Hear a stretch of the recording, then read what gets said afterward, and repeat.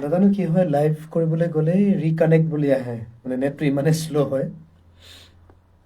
কিবা এটা কৰিবলৈ গ'লে এতিয়া মই যদি কৰি থাকোঁ ডিছকণ্টিনিউ মাজতে মানে হেৰি হৈ যাব, কিবা হৈছে নাজানো, এইটো ব্ৰাইটনেছটো এনেকুৱা হৈছে।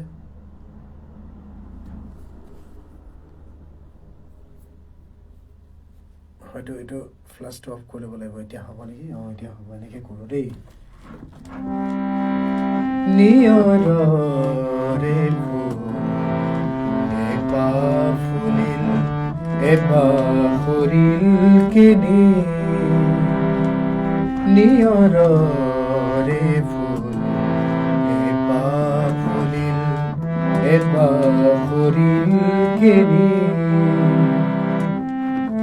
যিনি যায় বলা গায়, যিনি যায় বলা গায়, মেঘ কাগজতে নেদেখা রেখা টানি, নিয়ৰৰে ফুল এপাহ ফুলিল, এপাহ সৰিল কেনি,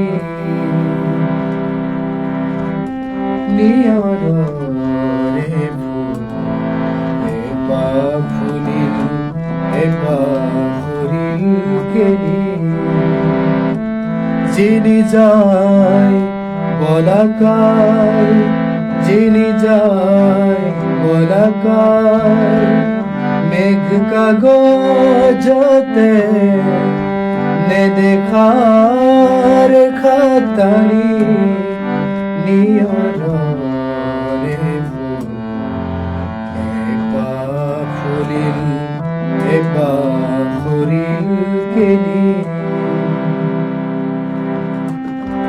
আইনুজনীৰ চকুৰ মণিত দিনৰ পাহাৰ নাচিছিল, সেই পাহাৰে ৰাতিৰ মায়াত আকাশ হৈ পৰিছিল, অন্ধকাৰৰ এটোপাল মহ, অন্ধকাৰৰ এটোপাল মহ,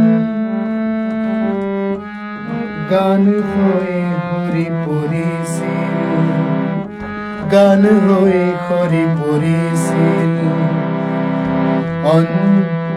শব্দময়ীৰ পৰীৰ ৰাণী, শব্দময়ীৰ পৰীৰ ৰাণী উৰি আহিছিল, গণি গণি তৰাৰ মালাৰ মণি,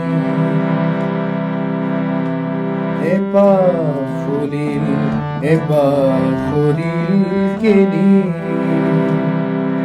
নিয়ৰৰে ফুল এপাহ ফুলিল, এপাহ সৰিল কেনি, সেই কণ্ঠমণিৰ গুণগুণনি, সেই কণ্ঠমণিৰ গুণগুণনি, সৰি পৰি, সৰি পৰি বনৰ নিয়ৰ হৈ, এপাহ ফুলিল, এপাহ সৰিল কেনি,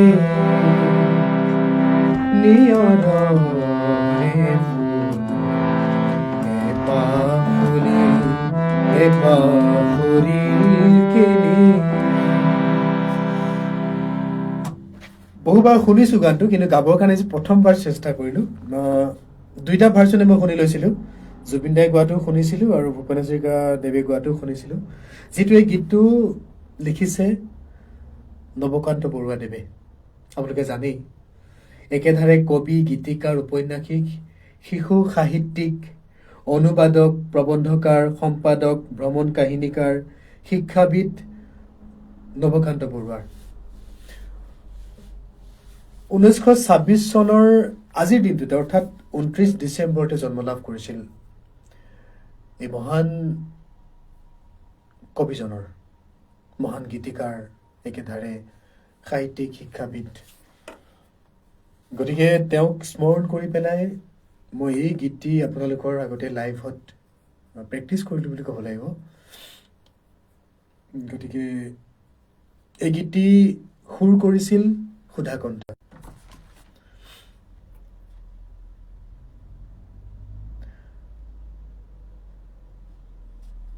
29 ডিচেম্বৰ আজি 2025 আৰু তেওঁ জন্ম হৈছিল 29 ডিচেম্বৰ 1926 চনত। মৃত্যু হৈছিল 14 জুলাই 2002 চনত। আক্ষৰিক অৰ্থতে 20 শতিকাৰ এক বিস্ময় হে অৰণ্য হে মহানগৰ কাব্যগ্ৰন্থৰে 1951 চনত তেওঁৰ আবিৰ্ভাৱত আধুনিক অসমীয়া সাহিত্যৰ এক নতুন দিগন্ত মুকলি হৈছিল। ধীমান সমালোচক কবি ডক্টৰ মহেন্দ্ৰ বৰাই সেই অকণমানি পুথিখনৰ সম্বন্ধে কৈছিল, 1951 চনত প্ৰকাশিত এই পুথিখনৰ কবিতা মুঠিয়ে আধুনিক অসমীয়া কবিতাৰ ইতিহাসত যি তাৎপৰ্যপূৰ্ণ প্ৰভাৱ পেলাই থৈ গৈছে, অন্য কোনো কাব্য সংকলনে তেনেকুৱা প্ৰভাৱ পেলাব পৰা নাই।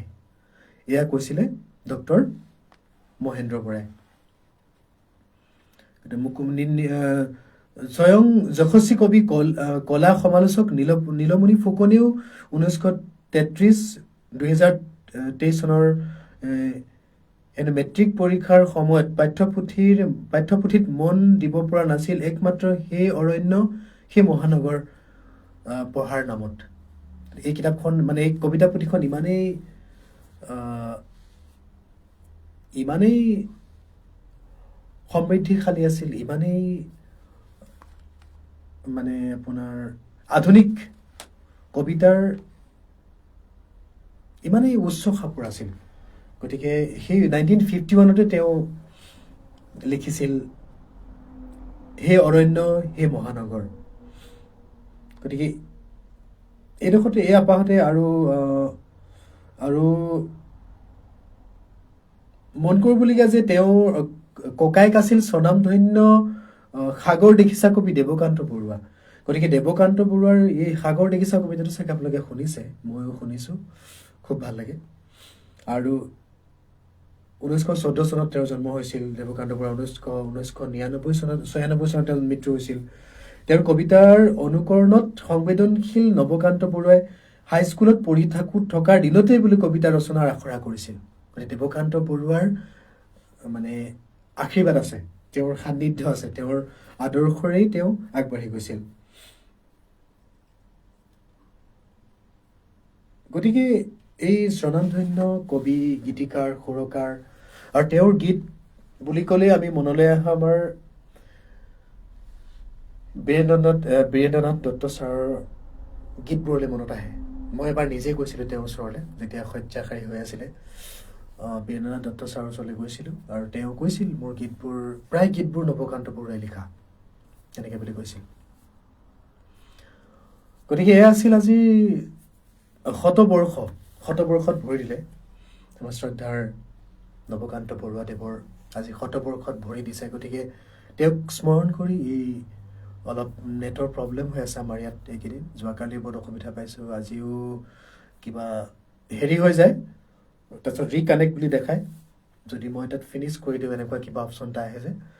গতিকে এয়া আছিল মই প্ৰথমতেই নিয়ৰৰে ফুল যি আমাৰ জুবিন দাই গোৱা এটি গীত, নৱকান্ত বৰুৱাদেৱে লিখা আৰু ভূপেন হাজৰিকাদেৱে সুৰ কৰা এই গীতটি মই অকণমান হাৰমনিয়ামতে প্ৰেক্টিছ কৰাৰ নিচিনাই হ'ল, গাই দিলোঁ। গতিকে এয়া আছিল। সকলো ভালে থাকক, ধন্যবাদ, জয় অসম।